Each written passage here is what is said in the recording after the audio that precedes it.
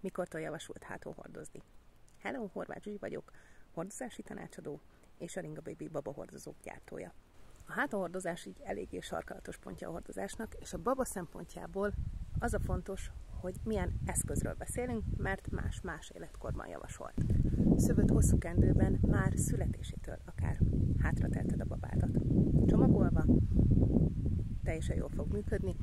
Első babáknál nem így szokott lenni, logikusan második, harmadik gyereknél próbálkoznak meg ezzel az anyukák.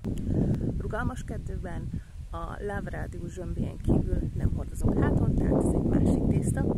Karikás kendőben lehet háton hordozni nagyobb, már hordozott együttműködő gyereket, általában SOS helyzetekben, tehát például amikor a nyaralásnál nincsen nálad más, csak egy karikás, akkor adott esetben meg lehet oldani. De itt nem is ez volt a kérdés. Formázott eszközben hogyan lehet és mikortól hátra tenni a babákat? Formázott eszköz, melytáj, félcsatos és a csatos. Nálunk ugye a Ringánál ez a Fuba S, a baby size-unk, a hibrid és a baby táj, ami szintén a baby size.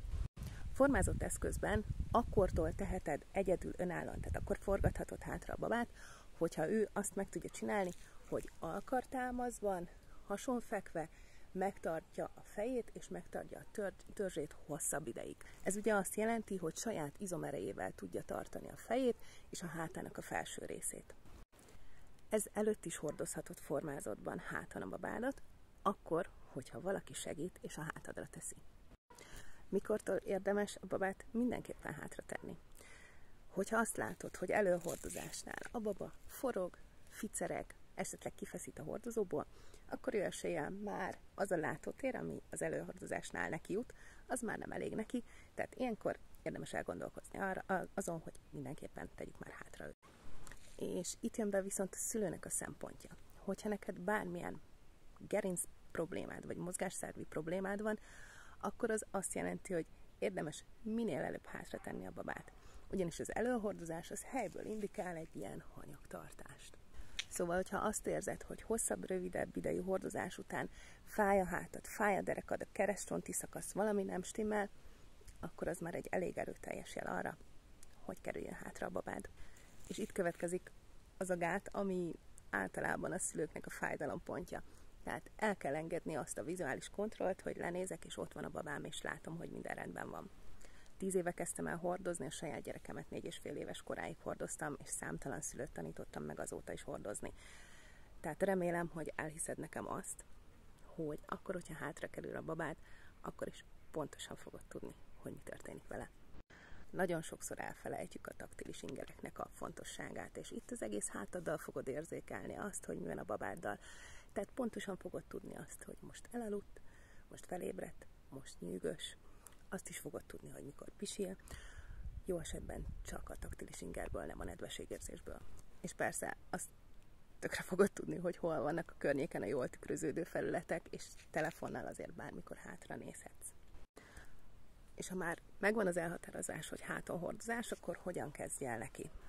Nálunk a Ringa Babynél minden babahordozó vásárlásához megkapod a Hurcimam programot. Ebben nem csak a ringák, hanem minden eszköztípusnak a használata pontosan lépésre videón feliratozva megtalálható. Tehát ez egy jó kiindulási alap. Hogyha nem ilyened van, akkor viszont a Ringa Baby VIP csoportban kifejezetten a ringás eszközökre találsz a kalauzokban ilyen tutoriál videókat. Hogyha megnézted a videókat, tanulmányoztad, nagyjából megvan, hogy mit akarsz csinálni, akkor el lehet kezdeni gyakorolni. Először ne élesben, fogjál egy nagyobb plüst, vagy egy párnát, és kezd el azzal gyakorolni a hátraforgatást, hogy meglegyen a mozdulat. Hogyha ez megvan, akkor mehet az éles gyakorlás gyerekkel, úgyhogy legyen veled valaki, legyen mögötted valaki, és próbáld meg szépen lassan először hátraforgatni. Egy baba általában nem szokta bírni azt, amikor 10-szer gyakorol anya, tehát egy 3-4 hátraforgatást fognak nyűgösség nélkül simán venni. De az első néhány alkalom után iszonyat gyorsan lesz rutinod benne, és a baba is megtanulja azt, hogy hova kell tenni a kezét, a lábát, a testsúlyát. Az én lányom 10 éves, és hogyha poénból felveszem, akkor ezt a mai napig simán tolja. Az is tud segíteni, hogyha már egyedül vagy mondjuk otthon, és hátra akarod venni a babát, de még nem vagy magadban biztos, akkor kiforgatott csípőre leülsz egy kanapéra, és ott forgatod hátra, ugyanis nem fogod lejteni, de fogad adni egy biztonságérzetet. Na jó, de mi van az előhordozással? Tehát, hogyha háton hordozok, akkor nem hordozhatok többet elő? Ez nem így van. Az előhordozás az továbbra is rendelkezésedre áll. Onnantól, hogy háton hordozol, vagy ha azt mondod, hogy háton hordozod a babát, az azt jelenti, hogy többnyire háton hordozod. Tehát a hordozások nagy része az inkább háton történik, főleg a hosszabb idei hordozásoknál. De a babád tuti, hogy lesz nyűgös, hogy fog fogzani, hogy lesz beteg, hogy lesz álmos, és ilyen esetekben még akár sokkal nagyobb gyereknél is sokkal-sokkal egyszerűbb egy hordozóban előre fölvenni, mint simán csak karban tartani. Tehát nincs olyan szabály, hogy ha már háton hordozol, akkor nem hordozhatsz elő, csak ilyenkor már többnyire háton hordozol. Ha hasznos volt a videó, akkor kövess be, és a videónak a hosszabb verziót pedig megtalálod a Ringának a